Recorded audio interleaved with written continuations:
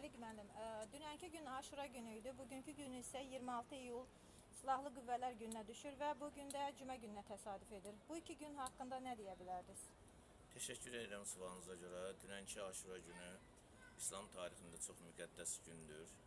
Bildiyiniz kimi Aşura günü müqəddəs gündür ona görə ki, İmam Hüseyin Həzrətləri, sevimli Peyğəmbərimiz sallallahu aleyhi və sallamın əziz nəvəsi İmam Hüseyin məhz Aşura günü qətlə yetirilib. Onu Küfə cəmaatı aldadıb, çağırsa da sonradan arxasında durmayıb, riya işlədiblər və bu da Küfə cəmaatının münafiqliyindən, riyakarlığından və fitnə çıxarmağından xəbər verir. Buna baxmayaraq qeyri-bərabər döyüşdə İmam Hüseyin öz əqidəsi, İslam mənəviyyatının təmizliyi, paçlığı, müsəlman birliyinin, iriliyinin və diriliyinin üçün mübarizə aparmışdır. O tarixdən bu günə qədər 1500 il keçməsinə baxmayaraq, hər gələn yeni nəsil İmam Hüseyni özü üçün bir mənəviyyat simvolu seçmişdir. Baxmayaraq ki, İmam Hüseynin babası, sevimli Peyğəmbərimiz bizim həm mənəvi, həm elmi, həm hüququ, həm dini rəhbərimizdir. Digər tərəfdən İmam Hüseynin atası Həzrət Əli əleyhissalam birinci imamımızdır. Gəzəyən Quranı hafizdir. İslam tarixində özünə məxsus həm döyüş sərkərdəsi kimi, həm də İslam fəlsəfəsini dərindən bilən bir əxlaqlı mənəvi şəxsiyyət kimi tarixə düşmüşdür. Mən bu şəxslərin hər üçü haqqında günlərlə danışa bilərəm, amma təbii ki, bunu siz efirə verə bilməyəcəksiniz. Silahlı qüvvələrlə bağlı onu demək istəyirəm ki, Azərbaycan bugün çox böyük nüfuza malikdir, həm ordusu, həm dövlət olaraq özü.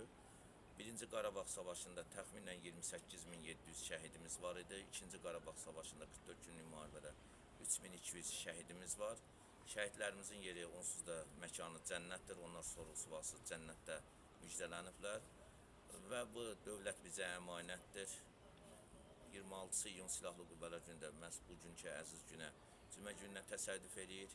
Bu əziz gündə, Cümə günündə duam, arzum, istəyim budur ki, Allah Cəllə Cəlaluhunun özü bütün müsəlmanların birlik və iriliyini, diriliyini qoruyub saxlasın. İnsanların hamısının təqvalı və tövhidli olmasını istəyirəm. Ailə kiçik dövlətdir, dövlət böyük ailədir.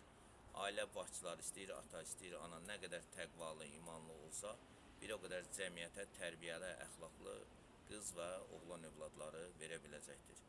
Düşünürəm ki, Cümə günü Allah Cəllə Cəlaluhunun qapıları bütün müsəlmanlar üçün, bütün insanlar üçün, bəşəriyyət üçün açıqdır. Dinindən, irqindən, milliyyətindən, məkandan asılı olmayaraq hər kəs bu gündə səmərəli, düzgün istifadə edib Allah qarşısında səzdəyə getməli, təqvalı olması üçün Allahdan dualar etməlidir ki, bundan sonraki ömrü bərəkətli, əxlaqlı və mənəviyyatlı olsun.